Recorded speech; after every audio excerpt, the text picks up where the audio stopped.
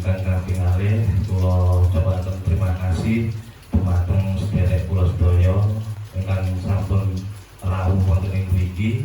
Pelaksanaan pelatihan ini disponsori oleh Pegadaian. Jadi bukan hanya BUMN, semua PT perseroan terbatas itu ada undang-undangnya, ada peraturan pemerintahnya, yang mana bahwa perusahaan-perusahaan tersebut wajib hukumnya untuk melaksanakan TJSL.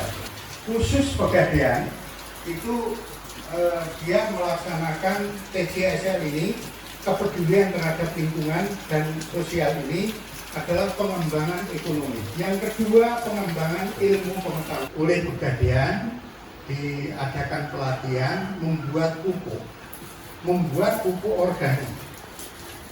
Kenapa pupuk organik? Karena bahannya itu sangat mudah. Akan dipakai, hasilnya pupuk ini akan dipakai ke pupuk-pupuk yang lain.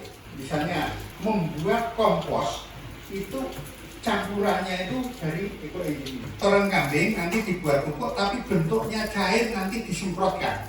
Kemudian yang berikutnya ini untuk pertumbuhan fotosintetik, biasa di pasaran PSB. Tim kami itu saya sendiri ketua Kontan Berdaya, beliau Mas Heru sekretaris Kontan Berdaya, kemudian beliau Pak Panipun. Nah, program ini memberikan bantuan untuk pelatihan untuk alat-alat produksi.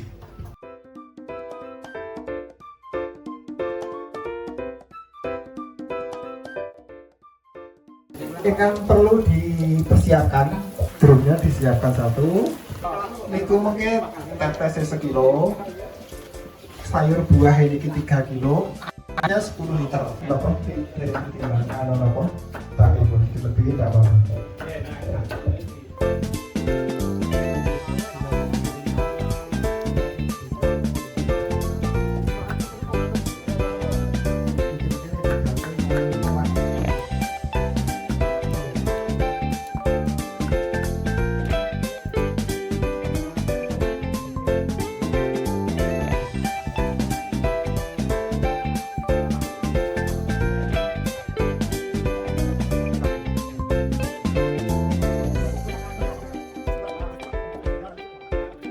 Setelah ini nanti bahan semua tercampur. Ini proses pematangannya itu kan membutuhkan waktu yang lama. Oh, bakteri ini kan proses bahan-bahan itu mesti ngedalakan namanya gas. Dan terus secara berkala, kita seminggu sepindah kita tutup berendung dibuka klemnya. Mungkin yang buat termuatan ini. Nanti kita kasih tanggal, ini hari ini tanggal berapa, nanti 3 bulan ke depan sudah siap. Apa seminggu sekali dilihat, apa diaduk lagi? Oh, diaduk? Oke, diaduk lagi. Ben sing di atas biar nyampur, masuk biar nyampur.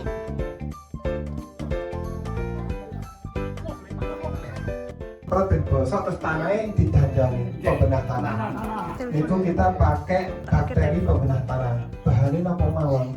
Bahannya itu jadi mayat, deblok pisang.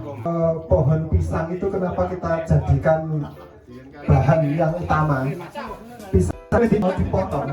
Itu hitungan menit mawon pun terbusnya mencepat.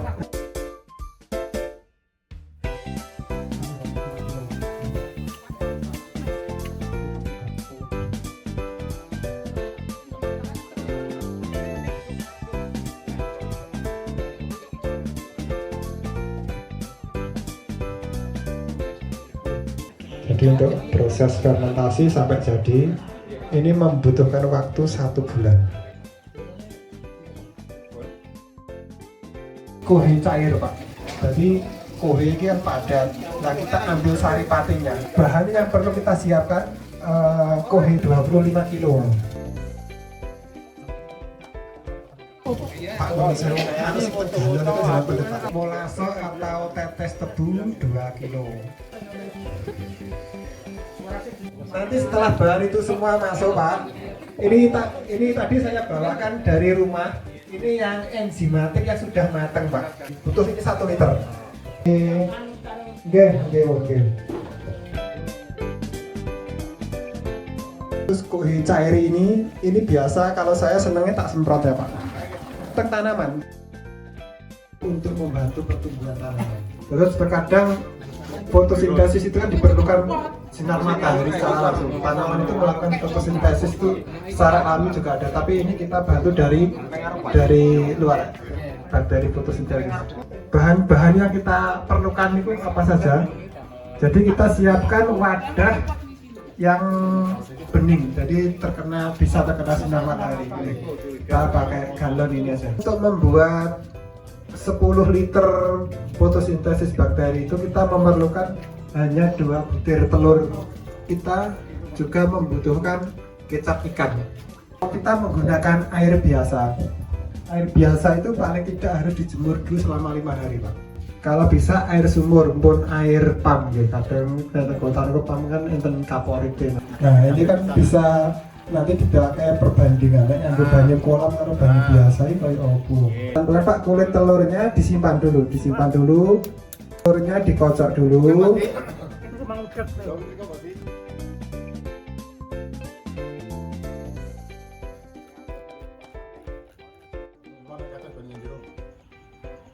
Empat sendok makan.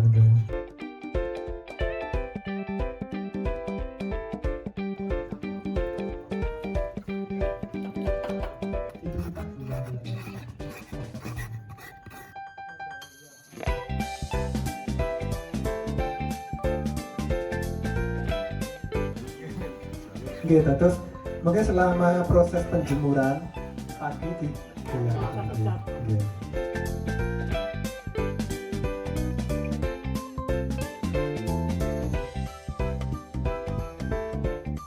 PSB ini akan mengalami perubahan hari demi hari Pak.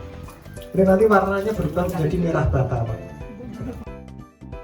Tinggal kita terakhir kita akan olah pupuk kompos lah ini. Petani yang punya ternak khususnya kayak kambing ini, terkadang kita mengaplikasikan ini butuh kok kandang di gone sawah. Di gua, jelalah berarti gua udah terus atau banjir ngalih di tanggane kabeh. Untuk melakukan proses pembusukan kohe itu untuk fermentasi secara alami itu butuhkan waktu yang lama Pak. Itu paling tidak 6 bulan itu baru bisa diserap. Dengan kita mengolah pupuk yang masih mentah kita fermentasi jadi matang ini, kita berharap nanti apa yang kita berikan ke tanaman itu langsung bisa diserap.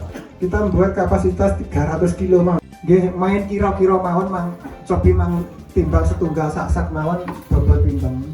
Karena apa?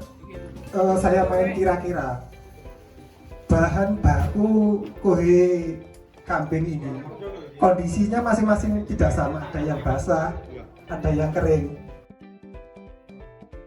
Kohe ini nanti kita ratakan di sini, kita beri tambahan sesuai dengan SOP yang pernah saya dapatkan. Berapa kok kita ambil 3 kuintal? Ini nanti kita berusaha untuk membuat tumpuan ini setinggi 1 meter Pak. Jadi kalau kita ambil sedikit nanti kita tidak bisa mencapai ketinggian itu.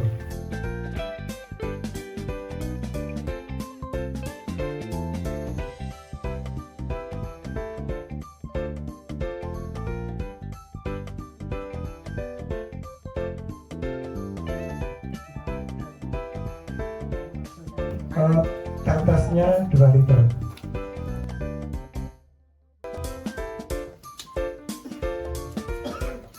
Enzimatik ini untuk pengurai ini kita menyesuaikan dengan tingkat kelembapan bahan. Jadi seandainya bahannya itu kering bener, itu kita tambah airnya enggak apa-apa. Biarpun itu pakai 1:21 enzimatik 2 molase atau tetes tebu itu, airnya ditambahi gitu aja. Lapisan atasnya kita kasih abu 15 kilo Pak, teman bagaimana Pak? Ini tingkat kebasahan Pak nih. Nggih, nek cara niki wis tuwa nemen seperti rata teman mboten apa-apa. Seandainya mungkin rada kering, rada diklomongi rasane. Abu ini juga menetralisir pH Pak, tingkat keasaman. Kalau di musim kemarau ini mampu mengikat air. Untuk berikutnya serbu gergaji sama 15 kilo, taruh di atasnya.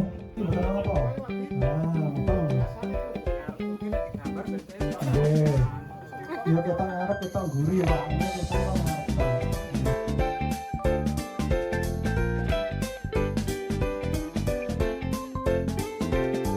Untuk yang terakhir jangan timbangan kabel pertanian atau dolomit 6 kilo mau.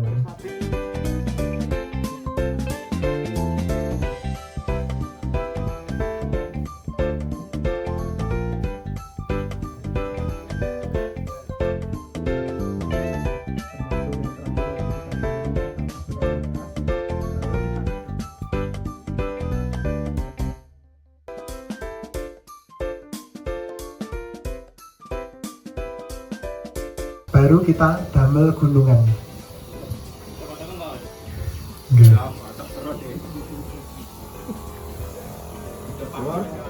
Ya, pun cekap. Ya, pun diaduk dulu. Terus kita, karena ini tepatnya kan tidak ada bak shelter untuk itu dan kapasitasnya juga masih sedikit. Nah, dari dokter yang ahli pembuatan kompos ini memang disarankan untuk ketinggian itu harus 1 meter minimal, Pak. Lebih saged, tapi nek kurang diusahakan jangan. Nah, untuk mencapai ketinggian itu kalau model seperti ini nih, nanti setelah kita aduk 3 jam, Pak. Dan bujang selesai kita tutup. Nah, itu nanti 1 minggu kita aduk. Ini minimal nanti pada minggu ketiga nih Pak Sanjoko. Setiap minggu ini kita aduk. Nah, nanti pada saat minggu ketiga sudah jadi, sudah bisa kita gunakan.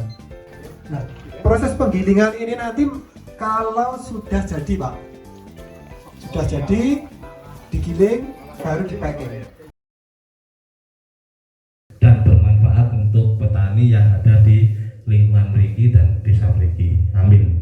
Yang alat praktek mulai dari mesin, drum, timbangan, sprayer,